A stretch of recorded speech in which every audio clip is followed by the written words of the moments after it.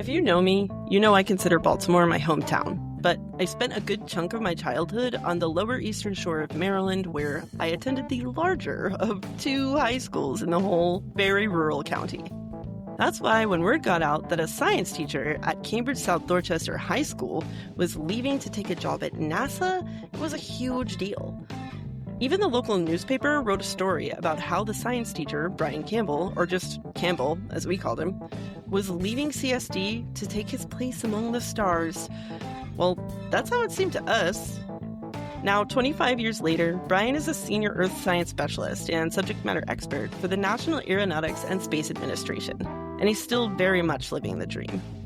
From presenting NASA Earth space science research to kindergartners, to engineering complex communications and outreach plans for the Ice, Cloud, and Land Elevation Satellite, or ICESat, Campbell has dedicated his career to ensuring the public is looped in on where their tax dollars are going and why it matters.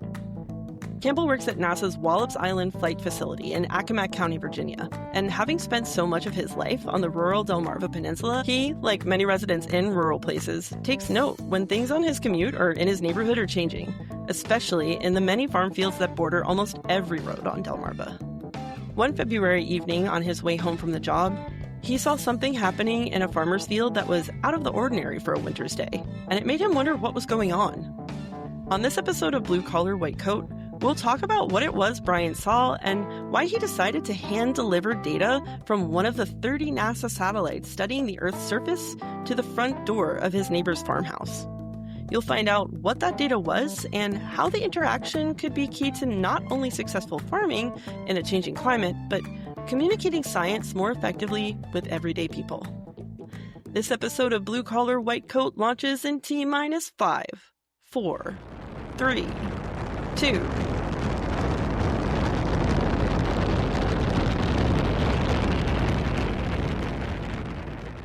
Welcome, Brian Campbell. I'm so excited to have you here. NASA Outreach and Education, been with NASA for a long time now, and I'm happy to have you here on Blue Collar, White Coat. Yeah, excited to be here. Thank you, Amy. It's interesting times we're in now, but STEM's been around forever, and it's going to continue to be around forever. So there's going to always be something there for someone to do. And, STEM's our future. So I've been doing it for a long time, starting, in college and in the classroom. And then now at NASA with my contracting company, the Global Science and Technology Incorporated. I've been with lots of contractors over the last almost 25 years. I've been with several. But I've been doing the same thing, working in the earth sciences at NASA. Amazing. I don't think when they're preparing you in high school to either go to college or go out into the world, they don't warn you about how much you're probably just going to jump around. Like, even if you're in the same trade, like, you're going to bounce around and do different stuff and try different stuff. So I'll be excited to kind of like talk about that route. So just for the background of the listeners, Brian was actually a teacher at my high school many years ago now, but I believe it was my sophomore year. When did you leave being a teacher? I left the classroom in 2001. So I actually left a couple months before the school year was over, which I didn't want to do, but I was told that I needed to accept the position and go right away, or they would be giving the job most likely to someone else. So I couldn't pass up on the opportunity, but I felt really guilty leaving my students and my fellow teacher colleagues and administration behind. It was a really bittersweet feeling, but because I loved working with the students, I mostly worked with, that year I believe I was teaching all ninth graders with a combination of, standard earth and space science. And then also I had a couple advanced earth and space science in ninth grade. And, they had to get a long-term substitute teacher. But I felt really guilty doing that. So I tried to reach out, which I did as much as I could while I was starting my new position, doing what I was doing at the NASA Goddard Space Flight Center as a government contractor, just, going from the classroom to this government agency. Cool. And from the flip side of the coin, like, I remember seeing you in the hallways because you're, 6'6"? You're very tall. 6'7", pretty close. I was 6 foot tall when I was 11 years old. And people people always say, like, how did you get that tall? And I'm like, well, that's the science involved. That's genetics. Yeah, right. Thanks indeed. And like I said, you stuck out. Like you could see you coming down the hallway. And as I was I actually remembered quite accurately. You definitely left towards the end of my sophomore year, and all I remember, because again, for context and listeners and audience, this was one of two high schools in the whole county. Every time I tell people that, they're like, what? I'm like, yeah, one of two high schools in the whole county. I think my graduating class was 140 people. Like, this was rural, lower eastern shore of Maryland. And things like a teacher leaving for NASA just did not happen. So when I remember all the chatter in the hallway was like, Mr. Campbell's leaving for NASA. Like, you would have thought that you were like on space flight. Like, you're Right. the one hitting the launch button. Like, people were a buzz about the fact that you left for NASA. And I never heard any he left in the middle of the school year. I never got it. So if that alleviates any guilt, like, I never heard any of that. Everyone was so excited and just like, wow, we know someone that works at NASA. So I don't know. But you said you were from Eastern Pennsylvania. So what was your kind of, well, I don't know, what's your background? How did you get interested in Earth space science? Well, I've always been one of those explorer type kids. Was always out in the woods as a kid. I was always went out fishing with my uncles and my grandparents. Always did that. I was never a hunter, but I went fishing. Always out exploring. Where I grew up in Eastern Pennsylvania, it was big for, at one point, Native Americans. So, well, we always went out looking for old tools or like arrowheads and things like that, which we found a lot of up there in Eastern Pennsylvania. I grew up in Berks County, Pennsylvania, near Reading, Pennsylvania. So there was a lot there, like the Lenni Lenape. And my stepfather was a local historian and a computer scientist, but a local historian. So we were always out looking for something. So, yeah. So then, I was always out doing that, had friends out there. I was playing sports and stuff, which was cool. But, when I wasn't playing sports, I was always out exploring something. So, and then, in high school, I was kind of that science nerd. I was that 6'6", 6'7" science nerd who all the coaches wanted me to play football. And I never really got into football. I didn't like watching it. I played baseball, but only during the summers. I played up until 10th grade. Recreationally in like the Babe Ruth League and what's called the City County League up in Pennsylvania, tournament leagues, things like that. Now I think they call it travel baseball around here in Maryland. I did that for, a bunch of summers. I didn't want to play in high school competitively because I was doing all the science stuff. And, once I got out of high school, went to college, I actually started at University of Pittsburgh in the School of Pharmacy and started taking all these chemistry and didn't like it at all. I took, Oh, my freshman year was basically, the basic biology classes and labs and chemistry classes and labs, physics and labs, which, is kind of like a reiteration of, my 11th and 12th grade of high school. And the math involved too, like the calculus and stuff. And then I got into my sophomore year and I was taking all the organic chemistry. I remember I had one semester, I had organic chemistry, genetics, ecology, a third year of physics. And of all those classes, I bet you I spent 98% of my time and studies in organic chemistry. And it was just, I like chemistry. I like organic chemistry, but it was just too much. too much. And then That's I a loaded yeah. semester. And I wanted to do something else. And I just thought, so the next semester I decided to do a bunch of my general ed requirements. And in that, I didn't need to do any more sciences, but I could because I think I had like 6 credits I could take, like any electives that I wanted.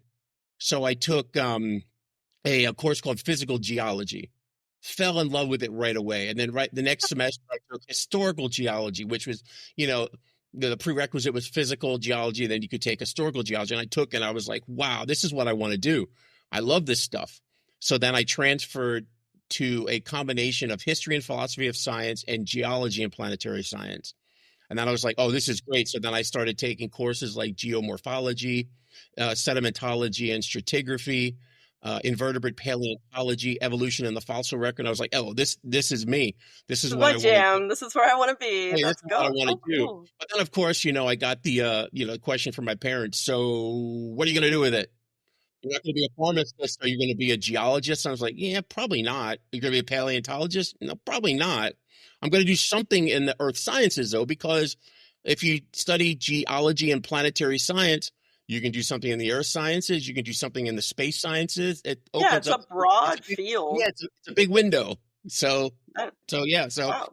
and then then grad school. I went into the Graduate School of Education at the University of Pittsburgh and worked towards a professional certification and Master of Arts in Teaching. And, I did that in geology and planetary science. So, and then then I came into the classroom where in the Cambridge South Dorchester High School in Cambridge, Maryland, where you went. Yeah. Yeah, shout out Vikings. 1997, a year that I don't really remember. It seems like it's forever ago when I started there. Different So, world for sure. yeah, 1997 was a different world for sure.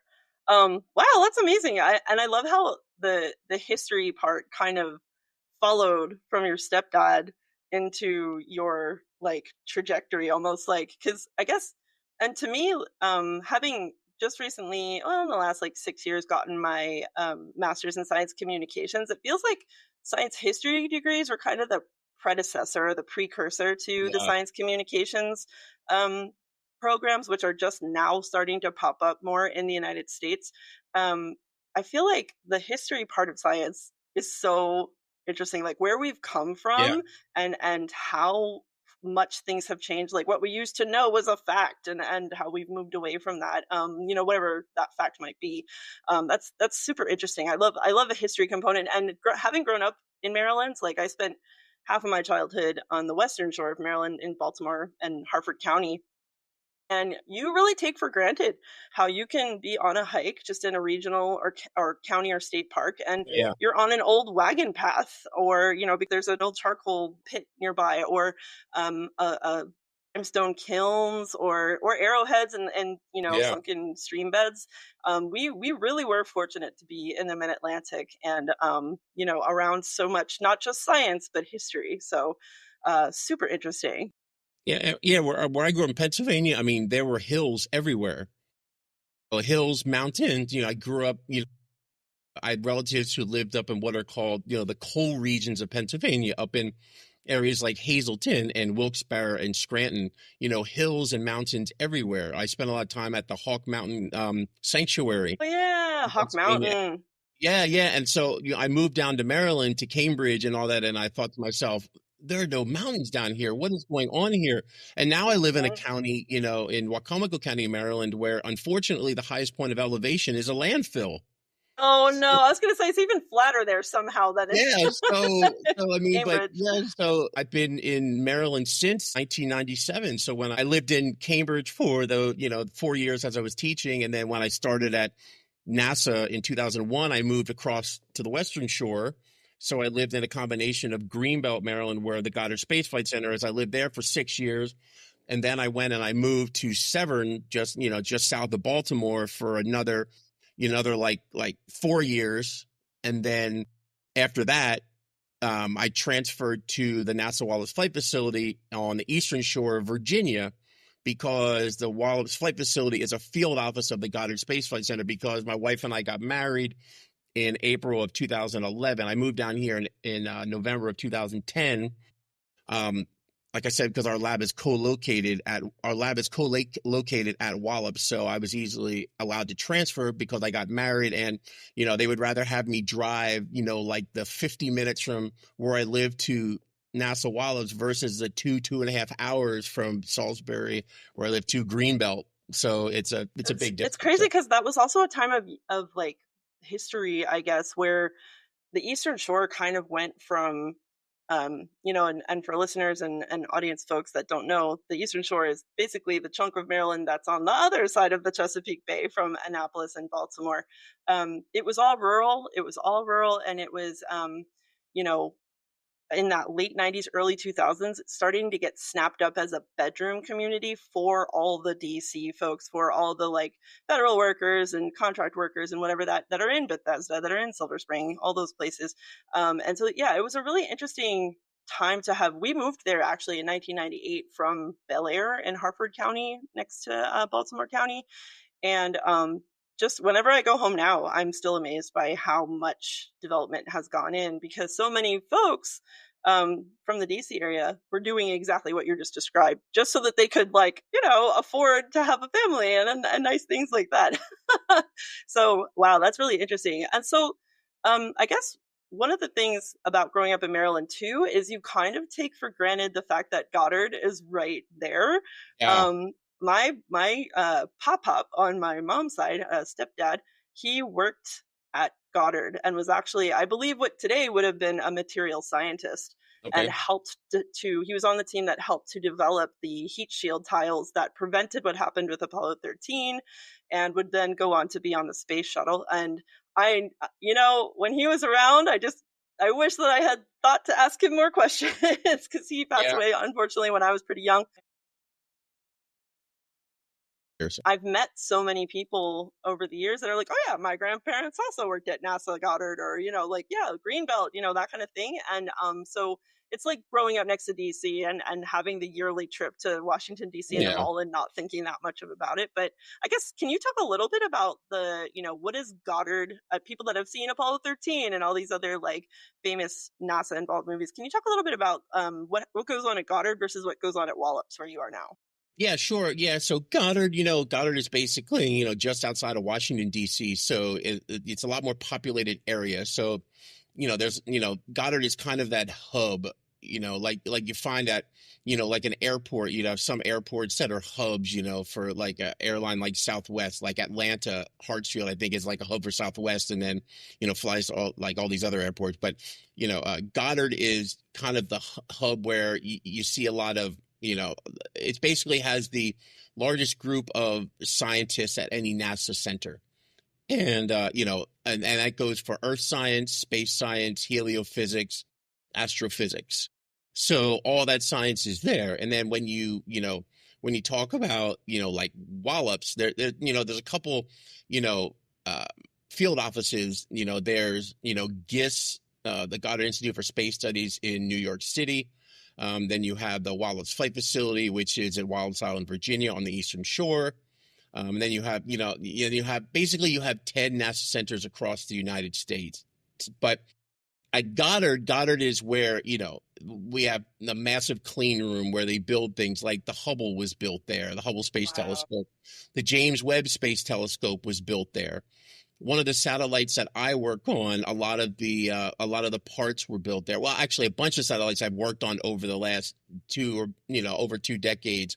The Ice Cloud and Land Elevation Satellite 2, or ICET-2 satellite, a lot of it was built there. It wasn't 100% built there, but a lot of it was tested there.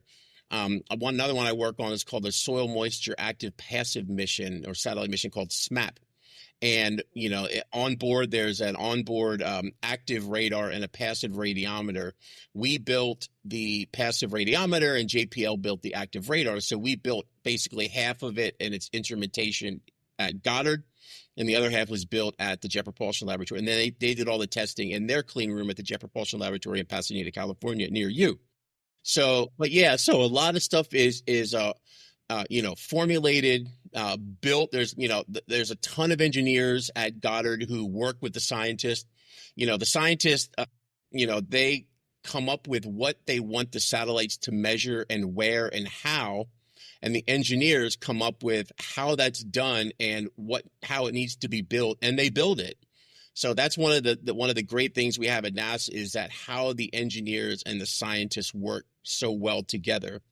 Because the scientists come up with, what we want to measure, and the engineers figure out how we measure it, how we get to Yeah, measure it, how we build it. And everything, every single it's mission is layered like that. And it's beyond the engineers. There's even machinists. There's like skilled trades that they take the schematics from the engineer who's checked them to make sure they're going to do whatever it is going to do the thing the scientist is looking to study, but they're not the ones to put it together. They're not the ones welding or shaping or in the clean room assembling. There's even specialists. I've learned so much since working where I work. Like, there's specialists that are like the major league of HVAC. For a clean room, you can't just have like the same kind of HVAC that you have in an apartment building or something like that. You have to have very, very highly sensitive, Yeah. specialized equipment. So it must be, I feel like we're educators like us, like communications people, outreach people, we're so lucky because we get to see all of that, and we kind of have a bird's eye view or a satellite's eye view, I guess, of how these projects come together. We get to talk to a lot of the different folks in the different teams that come together and make the satellites work, be assembled, be launched, be maintained, all those things. So I feel I've learned so much from my job because I get to talk to like everybody from the guy that mops the floors Yeah. to the scientists as well. So wow, that must be really neat to be able to walk in through Goddard and also Wallops, one of the photos you sent. I can't imagine walking through like a hangar like that. That's so cool. Yeah, and Wallops a little different. I mean, Wallops, yeah, we build stuff there. But down at Wallops we have, big rocket program. We have sounding rockets. We have the rockets like the Antares rockets where we launch. It's basically the largest rockets that we launch from Wallops. They're the ones that we send, supplies to the International Space Station. But then we also have, the balloon program. The balloon program just set a world record for the longest flight, and this was around Antarctica recently. So they basically strap instrumentation on them. They're measuring everything from things in the atmosphere and the troposphere and stratosphere, all these things, looking at ground surface, all depending upon whatever instruments they have on it, what scientists are doing what research at any given time. And there's lots of programs for students. There's workshops for teachers and all that as well. Yeah, and what's cool about it is, you mentioned that, all the people who work on it. I mean, even people who aren't in like the clean room, or even like the people mentioning like the janitors and custodians, but there's accountants. Yeah, There's the financial people, there's the right. administrative assistants. There's so many people that go into every single mission. So, when you hear a mission's going to cost, 100 to $200 million, it's not just for the parts or the bill that go into it. It goes to every single person that goes into it. It goes to shipping costs, to, of course, people's Websites. salaries, websites, everything, communications, paperwork, everything you can imagine, everything that, let's say, anybody who owns a business, all the business expenses that they have, renting out property, buying office furniture, running an office. It's basically what this is, just on, a slightly larger scale for sure. And Yeah, what's for cool sure. about all the people that are part of these missions is they love to talk to anyone about what they do. Yeah. For instance, one of my favorite things is with the ICET 2 mission. Okay, this satellite, the Ice Cloud Land Elevation Satellite 2, okay, it launched in 2018, on September 15, 2018. I've been part of this mission for a long time. I was part of the original ICET 1 mission. It's just ICET, but we refer to it as Is that what ICET the 1. patch is behind you on the Yeah, poster? that's Yeah, ICET 2 behind me right there. Yeah, ICET that's so 2. cool. Yeah, so that's been in space since September 15th of 2018, and we just fired our 2 trillionth laser shot back on the 9th of March of this year, which is mind-blowing. So basically what that means is, this satellite, fires laser pulses 10,000 times per second at the planet to measure the height of objects on Earth, like the ice sheets and sea ice and anything that has elevation, like trees and the ocean water, anything that has elevation, we're able to measure. And we're looking how that's changing over time, that variability over time. But the reason I mention that is because we had an engineer that one of his jobs was to basically, when we had this satellite compacted into the rocket, it's basically compacted, the solar panels are compressed, accordioned over, but we had this what's called a telescope, and it's basically covered over by a door to protect it. So what happens is once it got into space, the solar panels unfurl, and then this door opens, because when this door opens, then that opens allows for this, basically this window to open that the lasers fire out of. So basically this engineer had to figure out while on Earth how to get this door open in zero gravity. So he had to try to figure that out while he was on Earth. So, because if that door does not open when it's in space, we have no mission. The mission is, So yeah. yeah, Oh, so it was wow. basically like someone said, "Why is this guy taking so? Why did it take so long for him to do it?" Well, we got the practice makes perfect for this, because if you don't do it, it didn't cost a lot to do. I mean, Right. he Yeah. did this, he did all these tests and stuff, but it was successful. Right. But Yeah. And we didn't want to tell him, hey man, you had one job, you know. But yeah, he's a brilliant engineer, and he's not one. I said to you, a lot of times the engineers, when they finish with a mission and it gets up there and it starts taking the good data that we want, to help us understand our yeah. planet better, they move to the next, the next satellite mission or whatever, whether it be. And what's crazy about like the engineers, they don't just work in like Earth observing missions. They're able to build the Earth science missions, the astrophysics missions, the space missions. Just, it's mind blowing to me. And like I said, I've been at NASA almost 25 years now, and it still amazes me the level of like expertise and the brainiacs that are there who are able to do this stuff. It's just mind blowing to me. That's so cool. Yeah, I can imagine having access to folks like that. I would never get work done. I would just be peppering them with questions and having them show me Yeah. stuff all the time. Yeah. That's amazing. So, can you go back to the SMAP mission and talk about that? Yeah. Sure. Yeah. So, soil moisture active passive mission that would have been January of 2015. So the soil moisture active passive mission that has two instruments on it, as I mentioned, that has an active radar and a passive radiometer. So what it's basically doing is it's sending a radar signal, and it's penetrating about 5 centimeters into the soil. And that's basically what's called a gold standard to study soil moisture. That's where the majority of the soil moisture is that interacts with the air above it. So what happens is that radar signal goes into the soil and scatters around.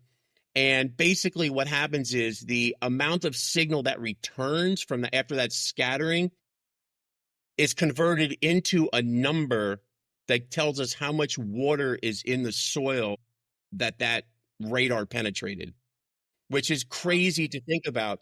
And the most amazing thing is that SMAP gives a global map of the entire planet's soil moisture every 3 days. So it covers the entire Earth's ground surface every 3 days. And when I also mentioned the passive radiometer, what that means is it's an instrument that measures all the ambient energy that's coming from the ground at the same time. So basically, the soil outside, when it's damp or dry or whatever, it's releasing energy all the time. So the satellite is reading that as well. So then it's doing a combination of what's called a high resolution and a high accuracy combination of data. So when we do that and we combine that, we get a high accuracy, high resolution data set that's been used by groups like the U.S. Department of Agriculture, by I was farmers just gonna all over. ask, what are I've the actually talked to farmers here on the eastern shore of Maryland who have been using that data, because they're like, we've noticed our planting and our harvesting seasons have changed. That'd be great to have this soil moisture data. And I was like, here you go. Here's where it is. And, I can't tell you how often they use it, but I provided this data to them, and I've had some feedback saying, hey, this is good stuff and it's not hard to find. So, I love that. I love that so it's much. really I cool. definitely farmers are on my list Mhm. for folks to talk to, because I don't think the everyday person understands how much science is involved Yeah. in farming, and it doesn't matter what kind of farming. So that's super interesting, and I'm really glad to hear that. Like, um, firsthand, we're helping farmers with this data. This isn't oh, eventually they'll find it on a website if they look for it. And then do they even know what they're looking at? Because maybe it's all numbers or equations or something. No, this is you basically hand delivering to a local farmer, like, hey, maybe this will help your crops. And that's the food that gets shipped everywhere that feeds us. So like, Yeah. I love that. I definitely want to hear more stories about the ways that science belongs to everyone and should belong to everyone. And folks should feel that they can walk up to a NASA scientist and be like, hey, this is where I'm at with whatever topic. How can you help me? I love that. That's really cool. Wow. I mean, that's one of my jobs in, doing, science and science outreach for the last 20 plus years is, yeah, I understand the science. I can interpret the data. I can look at the data, but that data and research doesn't mean a damn thing until it makes sense in the real world, Right. and it Yeah. makes sense to people who need that data. That's Who that's are the going way to not yeah, just like a cool fact to know, like something that affects your ability to put food on your table and pay yeah, your bills. yeah. That's amazing. I would, oh my gosh, I would love to a whole other podcast episode on just that, because Waterman too, down on the eastern shore of Maryland. I went to high school with just as many farmers kids as I did Waterman's kids. Crabs, oysters, or as they say in Dorchester County, oysters. I always laughed at Cheers. Yeah. that. Oysters. And gosh, that, I guess that's a good transition into another question that and topic is on my mind a lot, which is, like I said, I went to school to learn about science communications. I had to go to the United Kingdom to do it because there wasn't even a thing called science communications until the last like 5 to 10 years over here. It was either you're a science writer, a science historian, or you were doing outreach and education, but you had an earth science degree or a physics degree or whatever, and you just happened to be good at talking to people, right? There was no like, hey, here's how to make a website, here's how to turn that abstract into a tweet kind of thing. So, in your opinion, especially because the time frame that you have been at NASA doing outreach has technologically and like the way that mass communications has changed in that time, what do you, I guess the question is two-pronged, is what what has that looked like communications wise? Like what has the emphasis gotten stronger or I don't know, just I guess give us like a walkthrough. And then the second question is, what does science and STEM need to do better? Because clearly we need to do better in communicating. So that's the two-part question. It's a loaded one. So Yeah, sure. Yeah, so when I started in 2001, I mean, social media wasn't a huge thing. I think I may have had MySpace at the time. I simpler may times, simpler I may have had times. that. I don't remember if I had it then, but I actually started out at NASA. I was actually helping to write and create websites. But at that time, there weren't many, if any, like really good website templates to build from. So I was actually writing a website from code. I was writing website, via Unix-based code, and it took up so much time. And I did that for probably a year and a half till I finally said, wait a second. I was like, I'm not doing any like outreach stuff that I really want to do because I'm spending all my time like writing these websites. And like we didn't have I mean, we almost, I'm pretty sure NASA almost had no like social media presence. I mean, we had Right. And there websites. wasn't like data No. on like, oh, people want us to have websites. It was just Yeah. we should have a website. Yeah. I And mean, we had what like, went on it, you know. yeah, we had big websites. I mean, we had the big NASA flagship website. I mean, but I'm pretty sure we didn't have a specific, like, there wasn't like a NASA Earth website. There was like the flagship website, which took us to things. And, it was great for its time, for sure. But then as time went through, then social media started taking over. So NASA branched out into social media and NASA Earth. And then there was like NASA Space and then NASA Astrophysics. So then we really branched out into the whole social media forum. So, at communications, we started doing a lot of science writing. That was a combination of getting featured, a lot more featured stories out there, because as the as the technology grew with instrumentation and satellites, the stories grew. So NASA needed more science writers and communicators to get that out there. So I know a lot of colleagues that came on board, at NASA and, at different centers across the NASA, across the United States, as the social media grew, as the technology grew, that communications grew, the science writing grew. Going forward and seeing the kind of technological transition, the rate at which folks attention spans might change, or the landscape might change, like, oh, we're not doing that app anymore, now we like this app. um all of that kind of aside, where do you think STEM and science, and even NASA just in particular, if you want to frame it that way, could do better? How do you think that we need to put the communications part underlined in science communications or STEM communications? Well, I think with all the communications, like especially STEM, is that, and I mentioned it before, is we need to make it applicable to people in the real world. I mean, you're never going to grab everyone because there's just going to be some people out there that's just not their thing.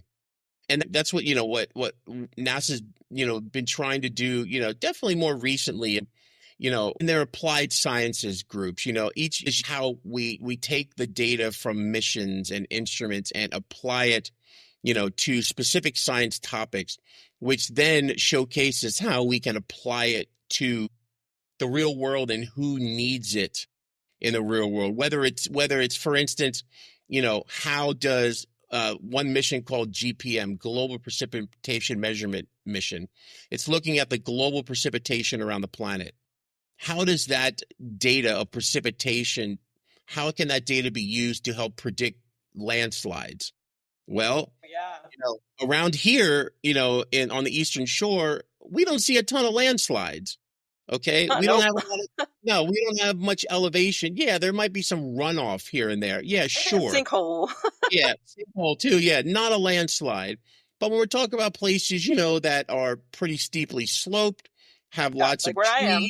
trees. Yeah, out in California, even areas, lots of spots in South America that are really prone to it as well, But those are areas that, that science is extremely vital to have that data.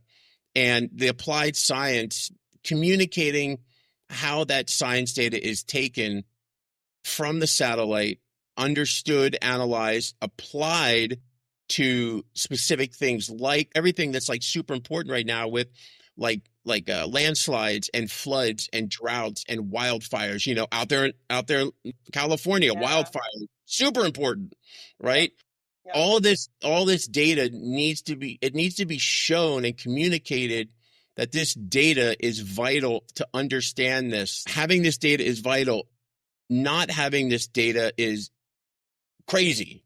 Yeah. We need this data Can't because fly blind into we such, can't, like, we can't fly blind. We need it in the hands of the people who can, help mitigate, and we need it in the hands of the or decision even just makers. respond, even Yeah. helping first responders and resilience efforts, like, just prepare. Yeah. Like, if there's And, nothing we can do about it, let's at least prepare for it.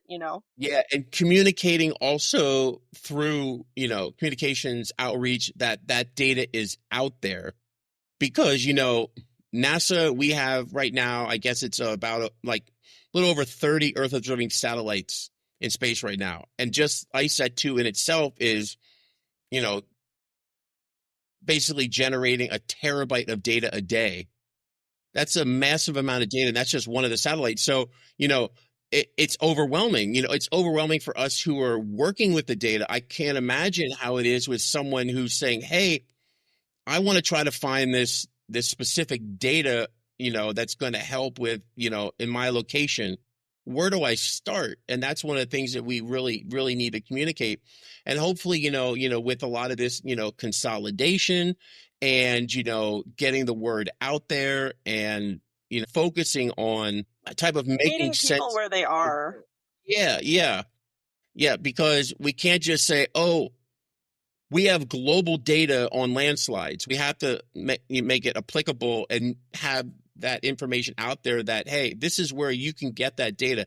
This is who you can reach out to get that data. This is where you can find that data. And not just the raw data, of course, but the data that will make sense to them, that the people who are making the decisions and the people who are able to, understand what's happening in their location, and how they can use that data.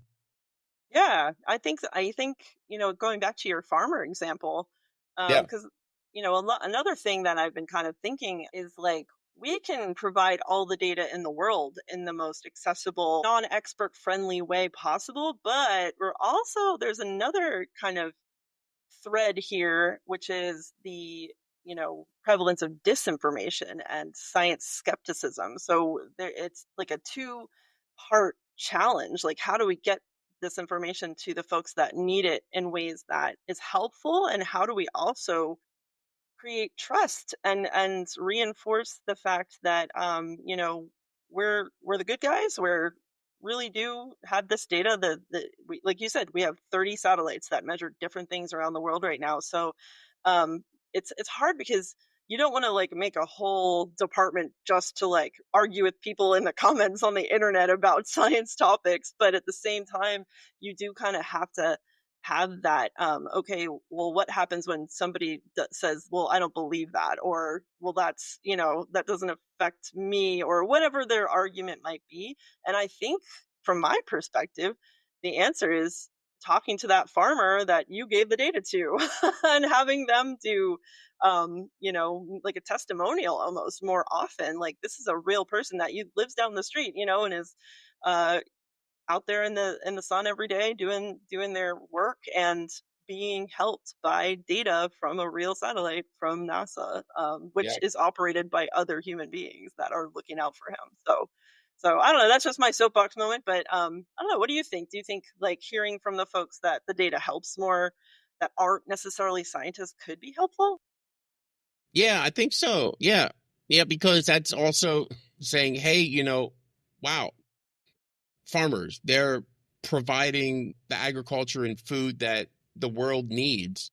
They're saying, hey, I need this data. This data is vital for helping out and knowing when, to harvest my crops, to plant my crop. A story about this and when this first came up was one time, I think it was about 2022. I was, driving, just to, probably a couple miles from my house, and it was February. And I noticed that there was a sod farm in February with its irrigators on in Oh, February. And I thought to myself, no, wait a second. I mean, it was just strange to see because, 10 years ago in February, everything's frozen. There's no yeah, sod. The ground is completely frozen. There's no right, irrigators on. They'd be solid as a rock. right, And right. Or this farmer flooding, was just like this oversaturating. yeah, this farmer was, watering sod like it was the middle of June in February in Maryland, which was just mind-blowing. And that's where I got the idea. I was like, hey, this person could use this type of data. And you found out who it was. And, I think this farmer since retired, the one who had this sod farm, but I think they sold it off and everything. But I was kind of interested in hearing like his, side of things. He's like, you know, all this happening is good and bad. One is don't know like when always to plant and harvest. He said, but strangely enough, he said, I'm able to plant like an extra crop each year, but he said it's actually tricky because I'm not sure when to do it. Yeah. And I Wow. don't know like when the soil is ready to go or not. I was like, we have a satellite for that. So Yeah. Can you imagine? I love that. Like just like a questionnaire online. Like, hey, yeah, what? Oh, drop down menu. Are you a farmer? Great. What's your main crops? Here, here, here. Okay, where do you live? Okay, here. Okay, here. Zoomed in. This is your data that you need. This is your planting time. That would be so cool, and that would be just be. I can't imagine how tremendously helpful that would be. Because I mean, I don't know. I imagine anytime you're trying to harness the Earth's resources, there's a amount of guesswork and amount of just like praying Yeah, that you have to yeah. do. But if you can have data to, substantiate when it's time to plant and things like that, it's pretty amazing. And also, like, you said you've lived on the Eastern Shore for how long now? Well, I lived from 1997 to 2001, and then came back in 2010. Okay. So a So while. yeah, so Like, in where I live now, in the house I live now, 2000 since 2010. So so yeah, it's, and I remember, so we moved there in 1998, and I left in 2003 when I graduated high school, but my parents still live down there, or whatever, and seeing the change in the crops too, because it used to be all one thing, and maybe where there was corn or where there was soybeans or something, now there's corn, and there's definitely, obviously, they rotate where they plant things just on soil, um, nutrition that's in the soil, and whatever the plants might need. I know that crop rotation is a thing, but also, like, you just do see a lot more of some crops, and you just don't see crops you did even 20 years ago, which is yeah, really yeah. interesting. We actually just passed them when we drove by yesterday. And my wife looked over and said, "Hey, look, alfalfa." So there's a whole alfalfa field there. If I'm 100% correct, but I've been seeing a lot of cover crops over the last like 5 or 6 years as well, because they're trying to keep that soil from blowing away and eroding and stuff like that, because it's expensive to bring in fill in Yeah, when you have thousands of acres of fields. They're putting this cover crops in there where they're trying to protect all that. And I don't remember seeing, because there's times when I go by, I'm like, what the heck is that cover crop they had there? And my wife is like, I'm not sure. What is that? I was like, I think it's a cover crop, but I'm not sure what they're actually. They do that a lot over here in the summertime. They plant. Right now, on the one field near our house, they're planting sunflowers. And they do a combination of, they serve it as a cover crop, and two is they allow the local wildlife to just eat it. And then they also yeah, do crimson like clovers. tourism, Yeah, they right? do With crimson sunflowers. clovers too as a Mm, cover crop, mm. in like May.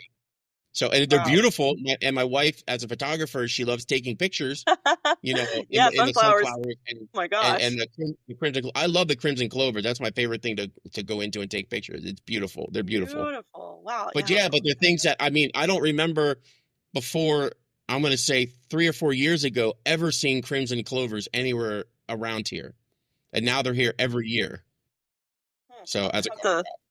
see if I can find some farmer pals to talk to, because Yeah. that it just raises a lot of questions. And I would also love to facilitate conversations at some point where we have someone like you and we have a farmer at the same time, and that kind of gap can be closed in real time in our Okay. hour or so long episode. I Yep. think that would be super cool.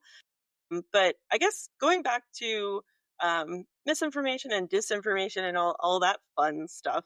When I was at the aquarium, that we would get some questions over and over again. And just because people don't know, or they heard something and took it as gospel from a very young age, in terms of, sharks. Oh, I don't want to go there. There's sharks. It's scary. And one of my favorite facts is always, I have to find different examples to use on different episodes, because I'm going to say the same one over and over again. But there are more human on human bites recorded every year than shark bites, or different kind of facts or ways to bust some of the myths that folks just like take to be like I said, gospel. So do you have any, like, what are the most common questions that you get when you tell people that you work for NASA? And then also, like, do you have any quick one-liner go-to myth busting kind of factoids that you rely on?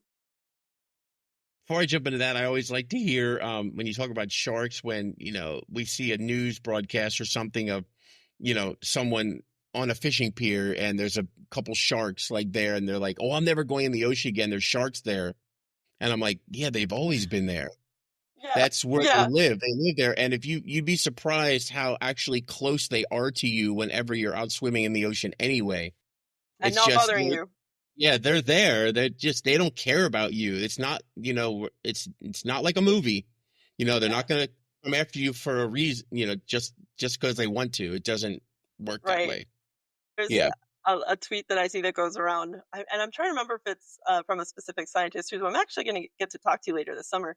But it says something like "breaking news: fish spotted in ocean" or Yeah. something like that. But yeah, totally. Yeah. I mean, I get questions like, because, ICET2 studies the ice.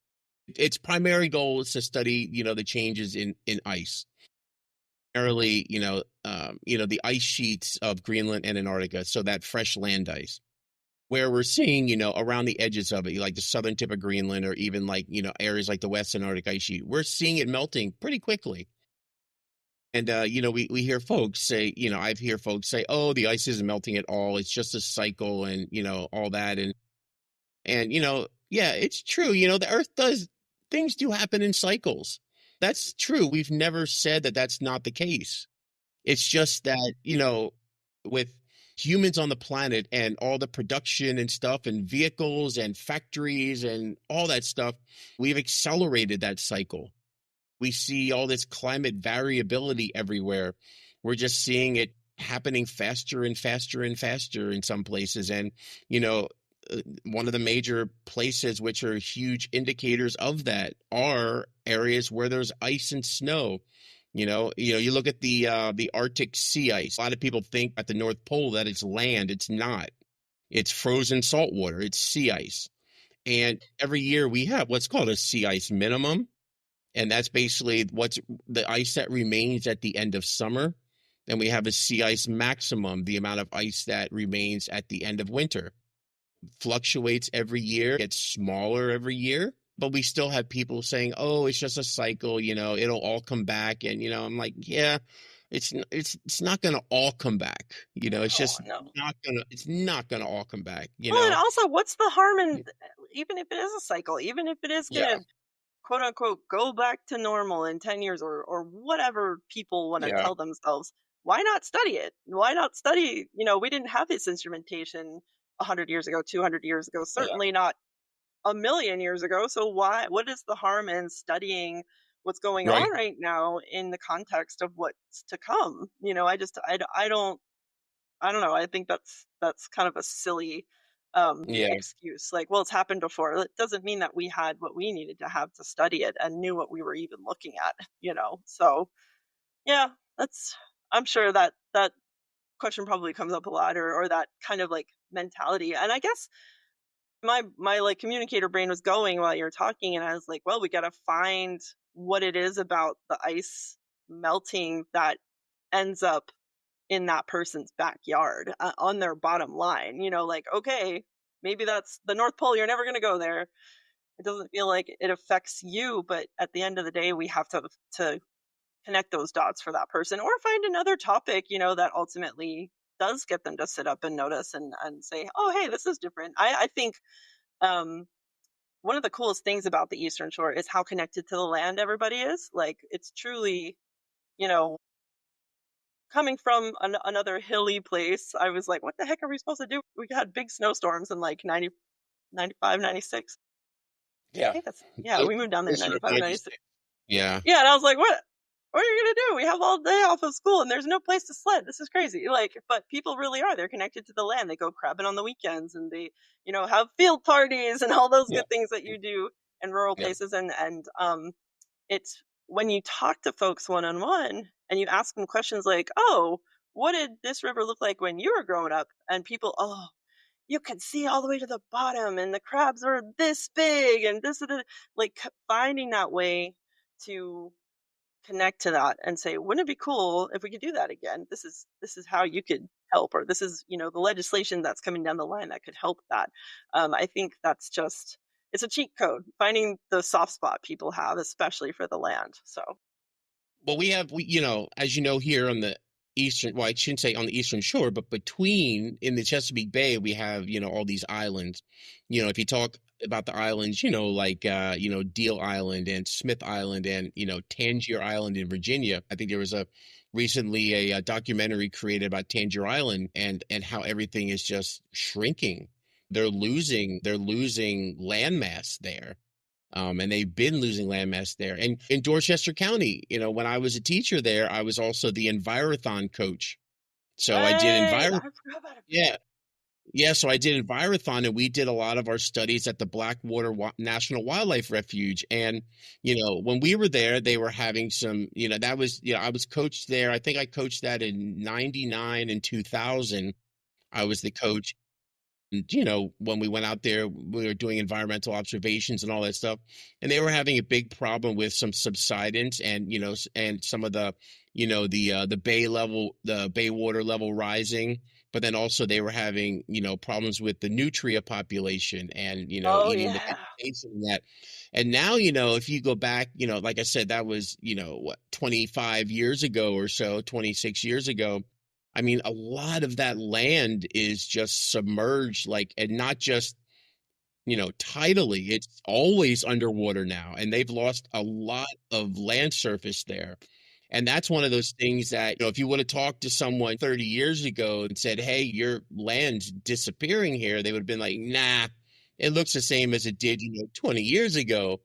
But then with this acceleration that we're seeing with this variability and this change, we're like, whoa, things are changing, things are looking a little different, whether you're looking at like the Blackwater Wildlife Refuge or looking at, Tangier Island or some of the other islands like Smith or, Even like those Eric. abandoned houses, like when you're Oh, when you're yeah. on the back roads, quote unquote, down below, there's always like one or two like two-story houses that were just abandoned years ago for whatever reason, and everybody knows it as a landmark because you're in the middle of nowhere.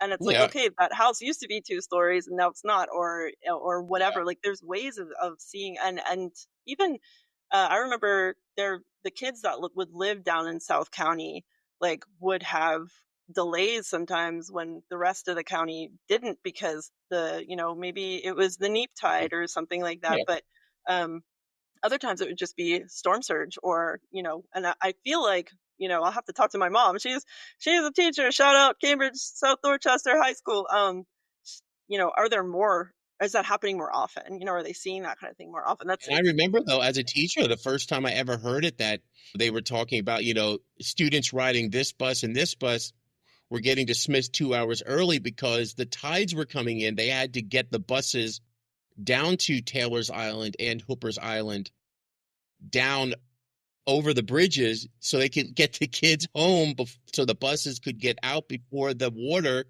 covered the bridges, exactly. and the causeways. So just, yeah, just something like that is just, I've never heard coming from Pennsylvania. I was like, what is happening? Or I, what? Yeah, yeah. it's like, what's going on? High Yeah. tide, early dismissal. Yeah, Yeah. and shout out to Hooper's Island, all the Marylanders out there, and all the Mid Atlantic people out there that might go by and see Hooper's Crab Shack. No, no, it's Hooper's. Get it right. You heard it here. And then science, land aside, there's also just incredibly important cultural aspects of risks of being lost down there, like Smith Island, like you said. I'm pretty sure that's one of the islands where the dialect that folks speak is actually the closest to what the settlers probably spoke, like the Queen's English almost. And Tangier. Yeah. It's like an Elizabethan type. It's like an Elizabethan type. Yeah. Right. And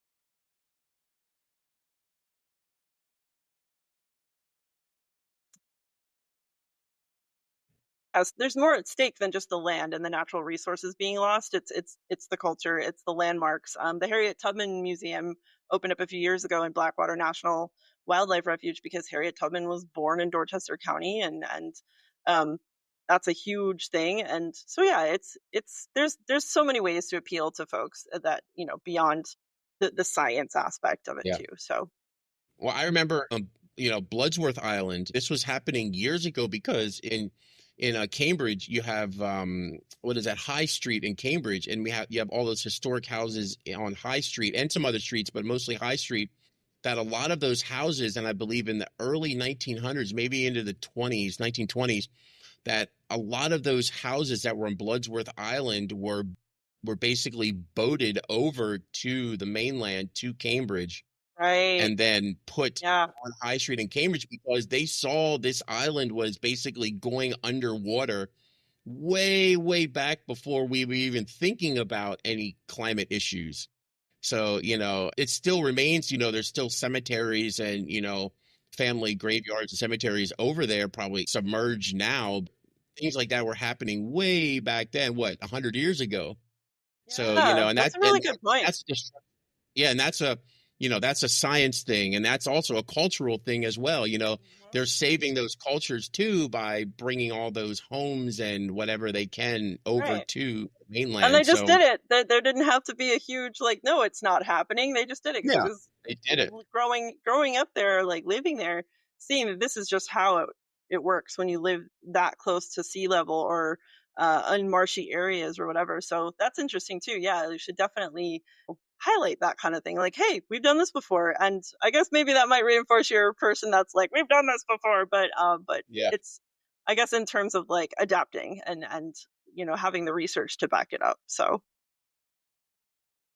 NASA's been really, really good, and I don't just say that because I've been working there as a contractor for like almost 25 years. NASA's really good, at outreach. And one of the biggest things the issues that we run into though is, and I should say outreach, communication, and education, all the STEM stuff and beyond. One of the biggest, hurdles we have is we have so much material and so much data coming in all the time. I work in the earth sciences, so we have so much data coming in, but then, we have the astrophysics group. We have heliophysics, dealing with the sun. We have all the space science stuff. We have the planetary folks.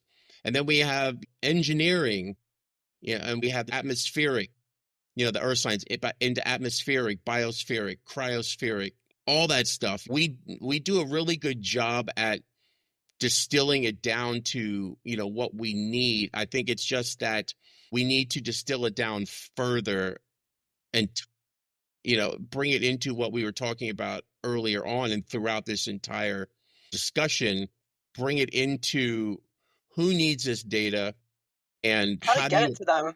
how do you apply this data, and, how it applies, how you can use it in the real world. How does it make Right. sense to the average Joe? Because scientists know who needs this data as outreach people, or like I also say, the people who are the science attentive public. They Mhm. know who needs the data. It's the average Joe who like kind of like turns on the TV, as you mentioned, David Attenborough. It's like, oh, this looks like an interesting show. Maybe I'll watch this for like 20 minutes or so, Yeah. and then gets hooked. And it's, I often get hooked because I just love his voice. Oh, the best. And it's The like, best. we were on a cruise to the Caribbean, and anytime we were in our room, they had like a 24-hour David Attenborough on. So we would have that on, like burned into the screen. We had that on playing constantly, and it was great. So that's the type of thing we need. We need to pull people in like that way. Yeah, exactly. And for people like us, David Attenborough's like, Elvis basically. Like he down to his voice. It doesn't matter. He could be describing how someone's making a grilled cheese and I'm going to be tuned into Yeah, that for right. sure.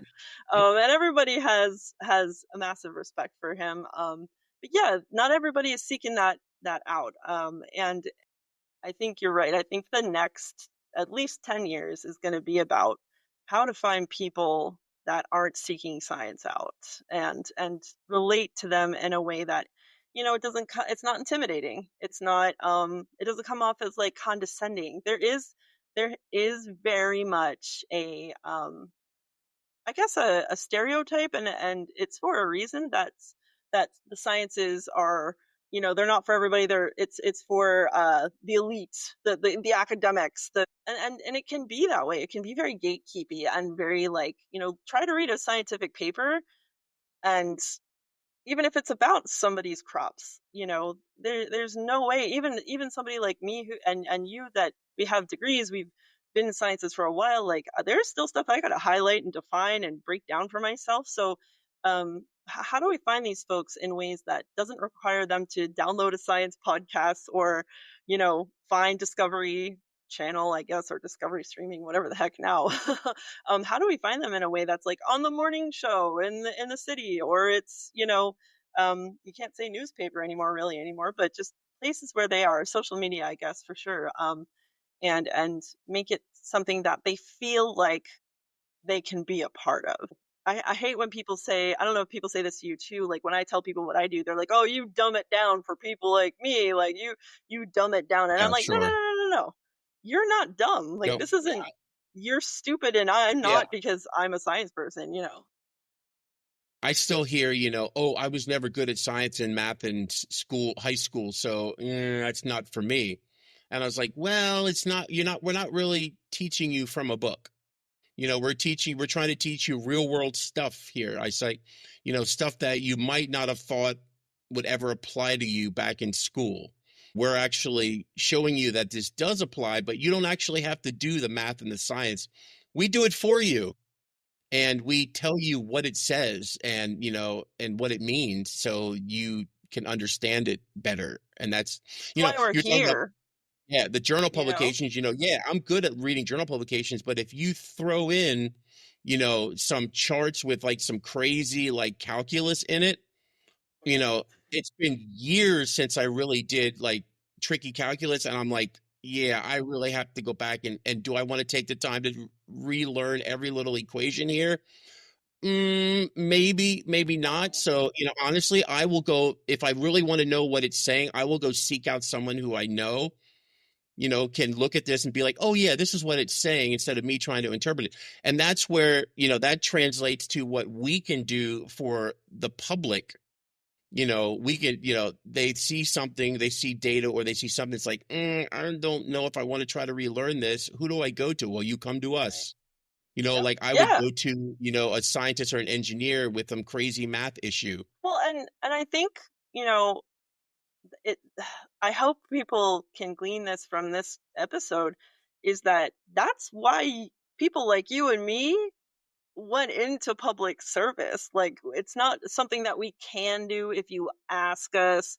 If we have time, we'll break it down for you and help you. No, this is like people that go into work at NASA or NOAA or NIH or whatever. I'm at a DOE lab. Like, we do it because we're excited to make the country a better place to live, life easier, take care of our environment, our national parks, whatever. Like, we're seriously nerds for like making things better for our fellow Americans. And oh my gosh, hello, like, we have the dream jobs because we get paid to help people understand what your 30 satellites orbiting Earth are doing right now, like what ignition for fusion means, and could potentially mean for the future in terms of energy, your light switch in your house. It's, I don't know how to say it without sounding too like nerdy, but it's true. We love it. We love to talk to everyday folks and the taxpayers especially about what their money is doing and how it's tenfold coming back in the form of usable data for real world problems. We try to make STEM a universal language, and sometimes languages are tough, but that's where we Yeah. come in. We Yeah. come in to translate those languages. Yeah. I love that. Yeah, I love that. Don't lose. And I think that's what we run into, with people trying to understand the science or the STEM stuff that we're doing, is that sometimes it gets, pushed across very technically. And that's, like I said, where we come in. We're the ones who who can come in and translate that technical language of STEM, Yep. for everyone. For everyone, and based on their individual experience, Yeah. where they are in the world. I guess one of the questions I have that I really like asking people, I guess is a good way to wrap up, is what is like the least nerdy thing about you? Like if you have like a hobby or like you've got the earrings, you're kind of rock and Yeah. roll. Like what would people Yeah. be surprised to know that you do or you're into that isn't like nerdy or sciencey? I'm a metalhead. Hell yeah. I've been into heavy metal since middle school. So since 7th grade, where I was a kind of a big time troublemaker. What? I was kind of a rebel, and I wore the jean jacket.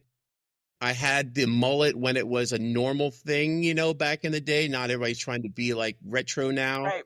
So, but I had the jean jacket with all the patches and pins on it. I wore ripped jeans. I wore Converse Chucks. I had one purple one on the left foot and a red one on the right foot. But I was listening to heavy metal, all the time, But I've been a metalhead since, what year would that have been? Back in 1986 is when I first started listening to it. And my son's big into it now. Yeah, I was gonna say that's great. That's so cool. Well, my son's he's big into metal, but he's into jazz too. So he's actually a musician, so he's big into that. So I'm not a musician. I just love music. But he plays like 14 instruments. So, but I'm a huge metalhead, and I still am. I still listen to the music from back in the day. I listen to the new metal stuff. I love it all. There's a lot of nerdy stuff I do, but I'm still big into heavy metal music and all that. My son do a lot of concerts. I've taken him to a bunch. Everything from, hair band metal to death metal to basically folk music. So we go to all of it. Yeah. Yeah. Do you guys follow Turnstile out of Baltimore? We've listened to him. We like local. He plays in a couple local bands, so we like hearing him. But then when we go to see like crazy groups, in Silver Spring at different places in Baltimore, and that's great. I love that. We love music. Yeah. Awesome. Cool. All right. Thank you so much, and thanks for bringing with you your wealth of knowledge for not only the science but how to talk to folks and how important it is to get the word out there about the science that we're doing. Well, that ended abruptly. This was only my second interview, and going back to edit the episode and record this outro after doing several more interviews since and tweaking my process is a special kind of torture. But it also means I can promise you, dear listeners, that each episode will get better production-wise. Thank you for hanging in there. Podcasting solo is hard, dudes. Anyway, how amazing was that? Brian's story about bringing soil moisture data to the front door of a local farmer really stuck with me, and I hope I get to hear and bring to you more stories like this. I'd also love to hear farmers' perspectives on this story and even have them on the show. So if that's you or someone you know and you'd like to be featured on an episode of Blue Collar White Coat, I would love to have you.